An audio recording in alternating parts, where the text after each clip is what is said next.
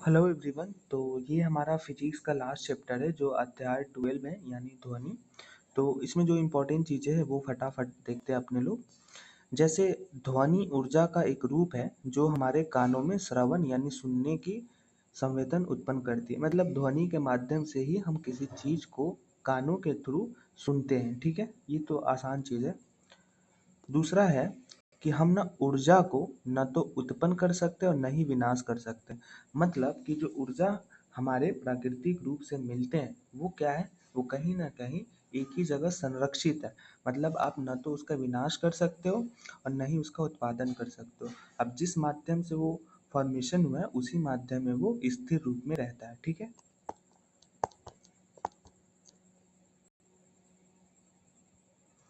अगला उत्पन्न है कि हम ध्वनि किस किस माध्यम से उत्पन्न कर सकते हैं। तो ये मोर देन वन ऑप्शन वाला में क्वेश्चन आ सकता है। जैसे हम वस्तुओं में घर्षण करके ध्वनि उत्पन्न कर सकते हैं, खुरच कर सकते हैं, रगड़ कर सकते हैं, वायु फूंक कर सकते हैं, है ना। तो मतलब डिफरेंट काइंड ऑफ एक्टिविटीज है जिसके माध्यम से हम साउंड को प्रोड्यूस कर सकते हैं। ठीक है, ये सब ऑप्शन आप याद रखना। कंपन का अर्थ क्या होता है, मतलब कंपन कैसे होता है, तो जब वस्तु का तेजी से बार बार इधर उधर गति करना। जैसे भूकंप में क्या होता है, कंपन होता है पृथ्वी में, तभी तो हम इधर उधर हिलते डुलते रहते हैं।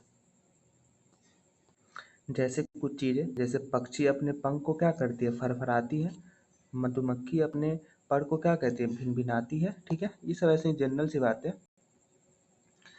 नेक्स्ट है कि ध्वनि का संचरण यानी मतलब साउंड का किस किस मीडियम के थ्रू वो पास करता है उसके बारे में।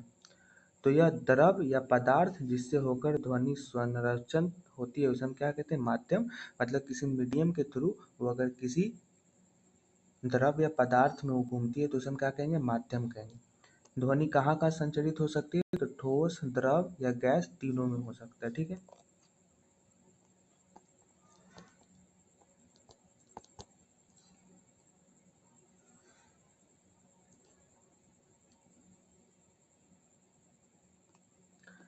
ध्वनि के संचरण के लिए सबसे अधिक माध्यम कौन है, तो वायु। मतलब वायु के माध्यम से ध्वनि सबसे ज्यादा किसी भी रूप से पार्टिसिपेट करता है। ठीक है।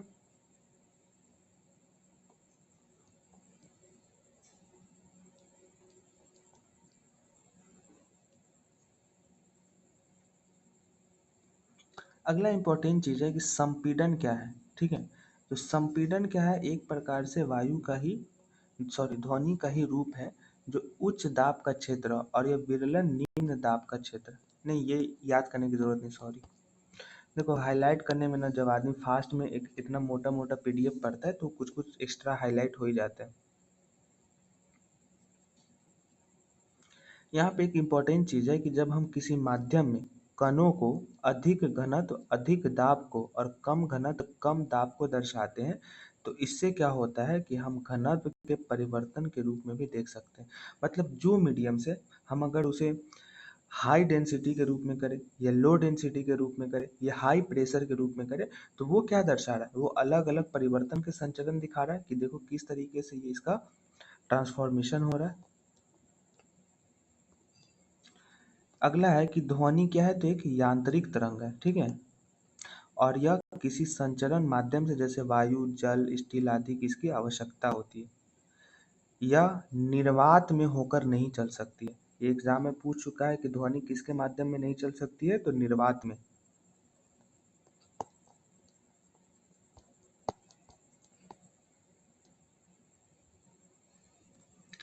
अगला है कि हम विरलन किसे कहते हैं। विरलन किसे कहते हैं, तो उन क्षेत्रों को जहां श्रीलंकी की कुंडलियां पास पास आ जाती है। संपीडर और उन क्षेत्रों को जहां कुंडलियां दूर दूर हो जाती है। मतलब कि जहां पे श्रीलंकी का मतलब क्या होता है मुझे भी नहीं पता। ठीक है, तो इतना याद रखना कि जब कुंडलियां पास पास आती है और संपीडन दूर दूर जाती है तो उसे हम क्या कहेंगे, विरलन कहेंगे। ठीक है। अगला है अनुदैर्ध्य तरंग। इसमें क्या होता है कि हम कणों का विस्थापन विक्षोभ की संचरण की दिशा के समानांतर करते हैं।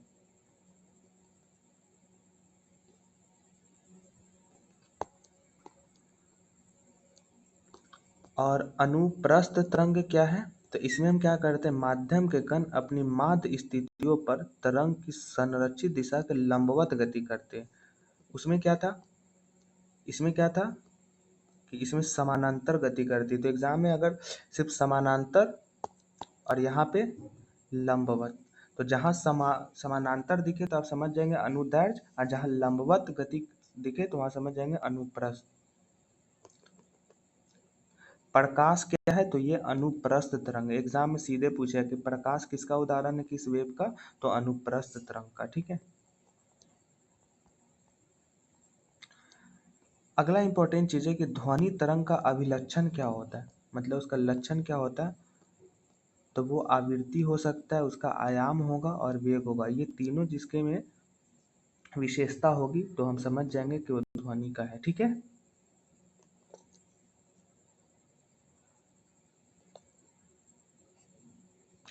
अब यहाँ पे एक इम्पोर्टेंट कॉन्सेप्ट दिया हुआ है कि जब ध्वनि किसी तरंग के माध्यम में गति करती है तो घनत्व तथा दाब में कैसे परिवर्तन होता है। तो इसका सिंपल सा रीजन है कि जब घनत्व तथा दाब दोनों ही उनके समय मान के ऊपर और नीचे दूरी के साथ परिवर्तित करते हैं, तब जाके ध्वनि के किसी तरंग के माध्यम में गति तथा दाब में परिवर्तन आता है। ठीक है,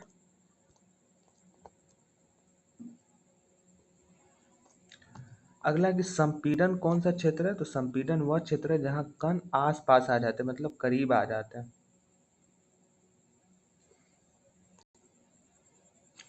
अगला इंपॉर्टेंट है कि विरलन क्या है। विरलन से लग ही रहा है कि क्या है, विरल अवस्था में, मतलब निम्न अवस्था है, मतलब इसे कुछ ना कुछ घटना हुआ होगा। ठीक है, तरंग दैर्घ्य कैसे है, मात्रक क्या है, मीटर है। Very very important. दो क्रमगात संपीड़न या दो क्रमगात विरलनों के बीच की दूरी को हम क्या कहते हैं, तरंग दैर्घ्य कहते हैं। एक वैज्ञानिक है जिनका नाम क्या है, हेनरिच रुडोल्फ हर्ट। ठीक है, ये कहाँ के रहने वाले थे, जर्मनी के रहने वाले थे। इन्होंने विद्युतीय चुंबकीय सिद्धांत के प्रयोग को परिभाषित किया था, और इन्हीं के इस विद्युत चुंबकीय सिद्धांत को आगे चल के अल्बर्ट आइंस्टीन नामक वैज्ञानिक ने क्या किया, इसको प्रकाश विद्युत प्रभाव खोज में यूज में लाया। आवर्त का ऐसे मात्रक क्या होता है, तो वो होता है हर्ट्ज। ठीक है, फ्रीक्वेंसी जिसको कहते हैं अंग्रेजी में।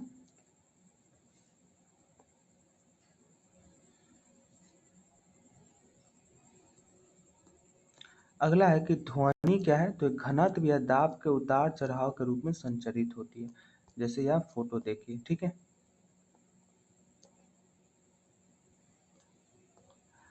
फ्रीक्वेंसी से हमें क्या होता है कि हम किसी घटना के जल्दी घटित होने के बारे में पता लगाते हैं। जैसे फ्रीक्वेंसी क्या है, तो मतलब कितने स्पीड से ये चल रहा है, तो क्या किसी न किसी रूप से ये स्पीड का फ्रीक्वेंसी बता रहा है, तभी तो हम जान पाते हैं कि यहाँ से यहाँ तक पहुँचने में इसको कितना समय लगा। ठीक है,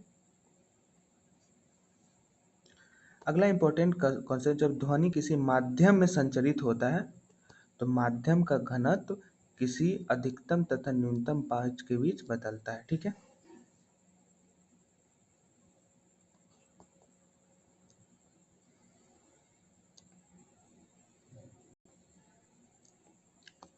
अगला है कि हम आवर्त काल किसे कहते हैं, तो दो क्रमगात संपीड़न या दो क्रमगात विरलनों को किसी निश्चित बिंदु से गुजरने में जो समय लगता है उसे हम क्या कहते हैं, आवर्त काल।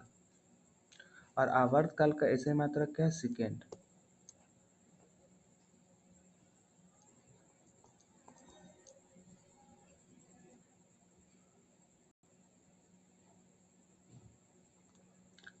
यहाँ पे एक बहुत ही इंपॉर्टेंट चीज दिया हुआ है कि किसी ऑर्केस्ट्रा में वायलिन तथा बांसुरी एक ही समय बजाई जा सकती है। ठीक है, और दोनों ध्वनियाँ एक ही माध्यम में चलती है और वह कानों तक एक ही समय पर पहुँचती है। तो एग्जाम में क्या पूछा है कि किसी शादी में ऑर्केस्ट्रा और वायलिन का एक साथ बजाएगा तो हमारे कानों में उसकी ध्वनि विभिन्न प्रकार से आएगी, एक समान आएगी, है ना। तो आपको याद रखना कि एक ही समान आएगी। ठीक है,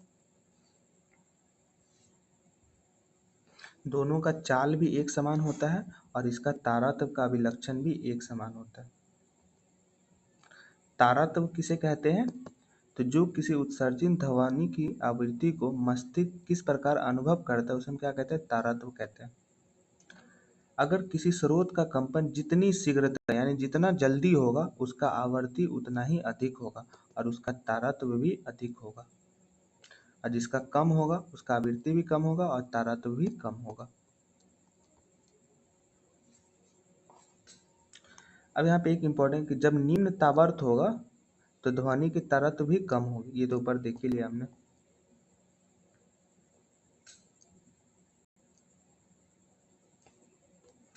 अब देखो यदि हम किसी मेज पर धीरे से चोट मारे तो क्या होगा, हम ध्वनि धीरे सुनेंगे, जब तेज मारेंगे तो प्रबल सुनेंगे। तो ये सब कुछ इंपॉर्टेंट नहीं, फालतू की चीजें हैं।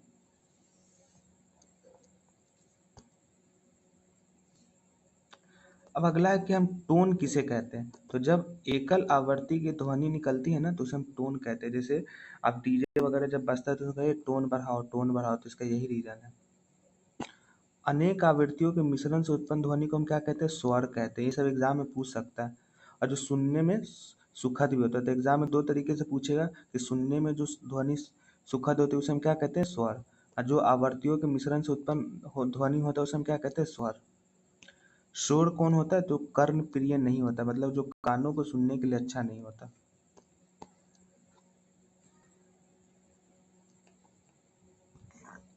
वेग का फॉर्मूला क्या है, दूरी बटा समय। एक इम्पोर्टेंट ये इम्पोर्टेंट लाइन है कि किसी माध्यम के लिए समान भौतिक परिस्थितियों में ध्वनि का वेग सभी आवृत्तियों के लिए लगभग स्थिर रहेगा। मतलब अगर किसी भी थ्रू, जैसे अगर हवा पानी जिससे भी हम गुजारेंगे तो उस समय क्या होगा, उसकी भौतिक परिस्थितियों में ध्वनि का वेग भी क्या होगा, उसके आवृत्तियों के समान ही होगा। ठीक है।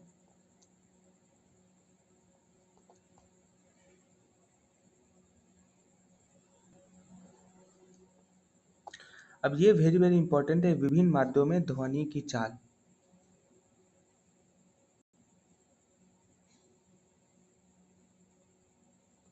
ध्वनि की चाल प्रकाश की चाल से बहुत कम है। ठीक है, मतलब प्रकाश की चाल जितनी फास्ट मूव करती है उतना फास्ट ध्वनि नहीं मूव करता, धीरे धीरे मूव करता है। ध्वनि की चाल उस माध्यम के गुणों पर निर्भर करती है जहाँ ये संचरित होती है। मतलब वो जिस फॉर्म में उसका कंस्ट्रक्शन बनेगा, स्ट्रक्चर बनेगा, उसी के द्वारा उसका हम साउंड को अनुभव कर सकते हैं। किसी माध्यम में ध्वनि की चाल माध्यम के ताप पर निर्भर करती है। जब हम ठोस से गैसीय अवस्था की ओर जाते हैं तो ध्वनि की चाल कम हो जाती है।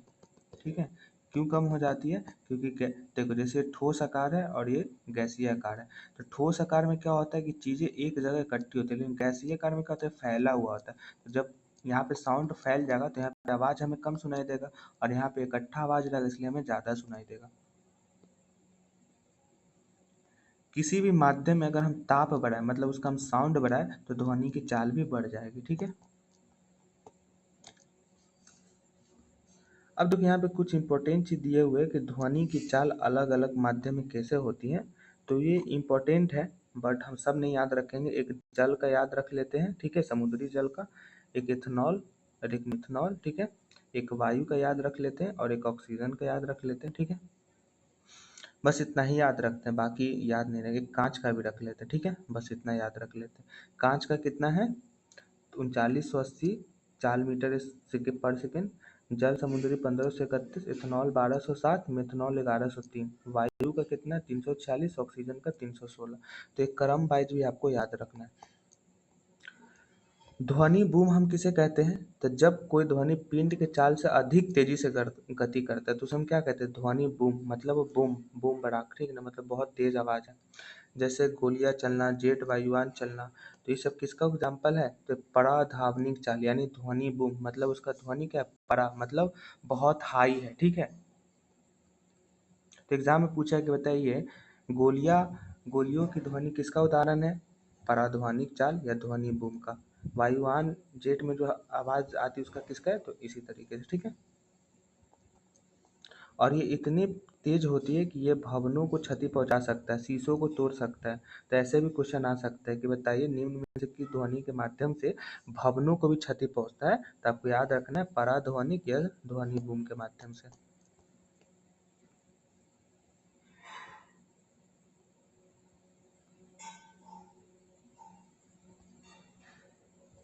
अगला है प्रतिध्वनि। प्रतिध्वनि किसे कहते हैं? ये बहुत ही इम्पोर्टेंट है कि हमारे मस्तिष्क में ध्वनि की संवेदना लगभग कितने सेकेंड तक बनी रहती है? तो 0.1 सेकेंड तक। ये बहुत इंपॉर्टेंट लाइन है। स्पष्ट प्रतिध्वनि यानी क्लियर ध्वनि सुनने के लिए मूल ध्वनि और प्रावर्तिक ध्वनि के बीच में कितना सेकंड का अंतराल होना चाहिए? तो 0.1 सेकंड। Very very important. एक क्वेश्चन मैं इस प्रतिध्वनि से जरूर एक्सपेक्ट कर रहा हूँ एग्जाम में।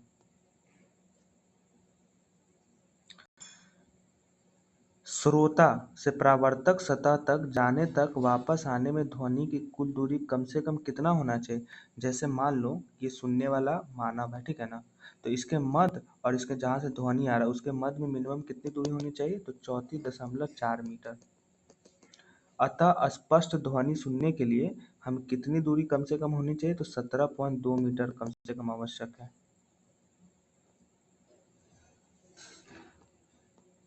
और यह दूरी कैसे बदल सकती है? तो वायु के ताप के साथ बदल सकते हैं। मतलब वायु का जितना तेज ताप होगा ना उतना ही ध्वनि का संचरण होगा, उतना ही ध्वनि तेज होगा, उतना ही ध्वनि प्रबल होगा।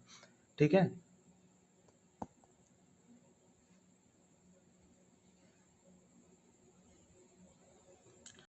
जैसे बादलों का गड़गड़ाहट क्या है? तो यह ध्वनि कई परावर्तक पृष्ठों जैसे बादलों तथा भूमि से बराबर परावर्तन के फलस्वरूप उत्पन्न होता है।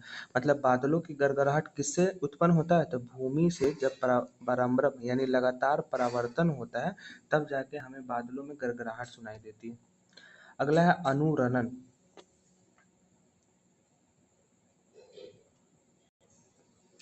अनुवरण क्या होता है? तो किसी बड़े हॉल में उत्पन्न होने वाली ध्वनि दीवारों से बराबर परावर्तन के कारण काफी समय तक बनी रहती है और ये जब तक इतना कम ना हो जाए कि सुनाई ना पड़े तब उसे हम क्या कहते हैं? अनुरणन कहते हैं। मतलब ये दीवार है और इसमें कोई कोई आवाज नहीं रहता, हेलो, तो लंबी तमक तक बने रहता है, तो किसका दौरान है? अनुरणन। मतलब वो एक ही चीज को अनुक्रिया कर रहा है।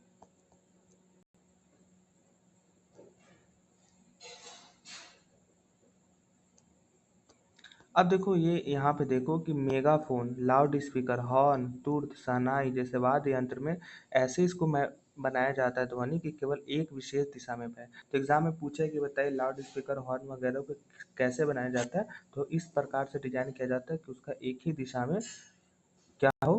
ध्वनि फैले। स्टेथोस्कोप को काम क्या है? तो शरीर के अंदर हृदय तथा फेफड़ों को निगरानी करना। ठीक है। मतलब उसकी देखना कि कहाँ पे क्या प्रॉब्लम है।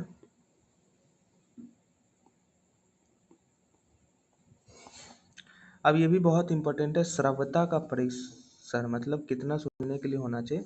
तो मनुष्यों में ध्वनि की श्रव्यता का परिसर लगभग 20 हर्ट्ज से 20,000 हर्ट्ज होना चाहिए। एग्जाम में पूछ चुका है। 5 वर्ष से कम आयु के बच्चे तथा कुछ जंतु जैसे कुत्तों के लिए कितनी ध्वनि होनी चाहिए? तो 25 हर्ट्ज तक। उससे ज्यादा होगा तो उसका कान फट जाएगा। 20 हर्ट्ज से कम आवृत्ति ध्वनि को क्या कहते हैं? अवश्रव्य ध्वनि, जिसको हम सुन नहीं सकते। ठीक है। गैंडा के लिए कितना आवश्यक है? तो 5 हर्ट्ज तक। ठीक है। राइनोसिस को व्हेल तथा हाथी अवसर्व ध्वनि प्रसार में ध्वनियां उत्पन्न करते हैं। मतलब व्हेल तथा हाथी ऐसे ध्वनियां उत्पन्न करते हैं जो मतलब अवसर्व स्थिति में, मतलब जो सुनने के लिए हमारे नहीं हो सकते। यही होता है ना। मतलब अगर वैसा नहीं होता अवसर्व को आप इंग्लिश में एक बार देख लीजिएगा, है ना। हो सकता है कि मैं गलत बोल रहा हूँ तो इसका उल्टा हो जाएगा। अगला इम्पोर्टेंट है कि भूकंप मुख्यतः प्राघाती तरंगों से पहले निम्न आवृत्ति की अवसर्व ध्वनि उत्पन्न करती है। मतलब वो जो ध्वनि उत्पन्न करती कैसा रहता है? तो निम्न आवृत्ति का। ठीक है। और ये 20 हर्ट्ज से अधिक आवृत्ति के ध्वनि को प्रासरव ध्वनि या पराध्वनि कहते हैं। मतलब एग्जाम में पूछा है कि प्रासरव ध्वनि हम किसे कहते हैं? तो जिसका 20 के हर्ट्ज से अधिक आवृत्ति होगा। जैसे डॉल्फिन, चमगादड़ और पॉरफिश किस प्रकार का ध्वनि उत्पन्न करते हैं? तो पराध्वनि उत्पन्न करते हैं। कितना? तो 20 हर्ट्ज से अधिक ध्वनि उत्पन्न करते हैं।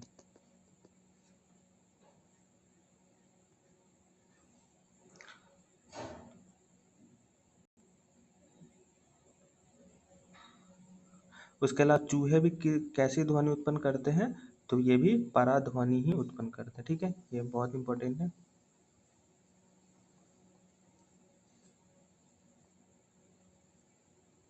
इसके अलावा पराध्वनि का हम कहाँ कहाँ प्रयोग में लाते हैं, जैसे सर्पिलाकार नली में, विषम आकार के पुर्जे में, इलेक्ट्रॉनिक अवयव में, इन सब में हम किसका उपयोग करते हैं, तो पराध्वनि ध्वनि को, ठीक है ना, जो क्या होता है यहाँ पे नीचे तक इसकी आवाज को पहुंचाता है। इसके अलावा हम कहाँ कहाँ और करते हैं, जैसे धातु के ब्लॉकों में, दरारों में, है ना, चाहे और भी जो दोष है जहाँ पे मतलब इंसानी आवाज पहुंचना टफ है, तो वहाँ पे हम पराध्वनि का प्रयोग करते हैं, ठीक है। इसके अलावा पराध्वनि तरंगों का हम कहाँ इस्तेमाल करते हैं, तो इकोकार्डियोग्राफी यानी ईसीजी में भी करते हैं। इसके अलावा पराध्वनि संसूचक क्या है, तो यह मानव शरीर के आंतरिक भागों का प्रतिबिंब प्राप्त करके इसको हम काम में लाते हैं। जैसे यकृत, पित्ताशय, गर्भाशय आदि को क्या प्रतिबिंब करता है, मतलब उसका इमेज बनाता है।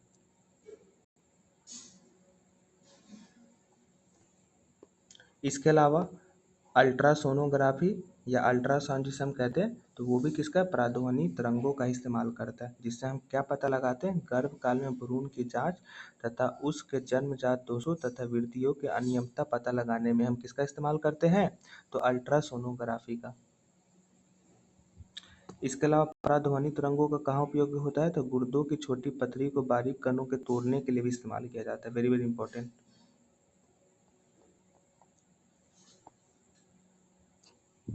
इसके अलावा एक इम्पोर्टेंट टर्म है जो बीपीएससी कई बार पूछ चुका है, सोनार, साउंड नेविगेशन एंड रैंकिंग। ये क्या है, तो यह जल में स्थित पिंडों की दूरी, दिशा तथा चाल मापने के लिए पराध्वनि तरंगों का उपयोग करते हैं। जैसे ये जहाज चल रहा है तो कैसे अंदर की दूरी को मापेगा, तो सोनार के माध्यम से, और वो कैसा तरंग का उपयोग करता है, तो पराध्वनि तरंग, ठीक है।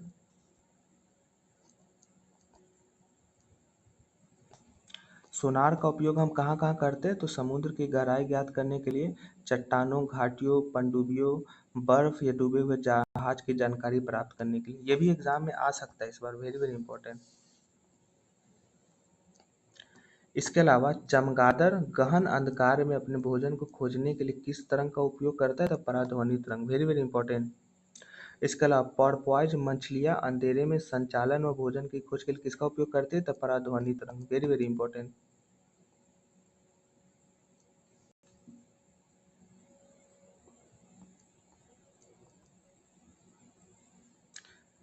इसके अलावा ये देखो, ये है कान, ठीक है, तो बाहरी कान को हम क्या कहते हैं, कर्ण पल्लव, ठीक है, बाहरी कान। ये क्या करता है, तो परिवेश से ध्वनि को एकत्रित करता है। तो एग्जाम पूछ सकता है कि बताए कर्ण पल्लव का काम क्या है, तो परिवेश से ध्वनि को एकत्रित करना काम। कर्णपटा, कर्णपटा कहाँ है, तो यह है कर्णपटा। मध्य कर्ण में कौन तीन हड्डियां होती है, तो मूर्धद्रग, निहाई और वलयक, ठीक है, यहाँ पे, ठीक। ये हड्डियों को नाम आप याद रखेंगे।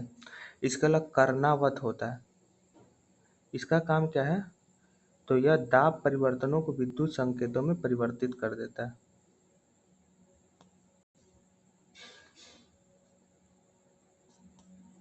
और इसे हम क्या करते हैं, ध्वनि के रूप में व्याख्या करता है कौन, मस्तिष्क, कौन सा, कर्णावरत के माध्यम से।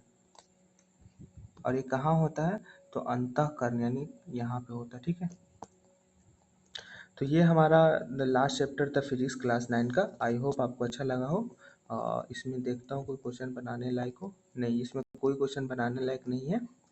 अब हम सीधे अगली बार क्या पढ़ेंगे, क्लास 10 फिजिक्स। और क्लास 10 फिजिक्स का पहला ही इंपॉर्टेंट चैप्टर कौन सा है, प्रकाश परावर्तन तथा अपवर्तन, ठीक है। तो मिलते हैं नेक्स्ट वीडियो में, तब तक के लिए thank you so much, have a great day.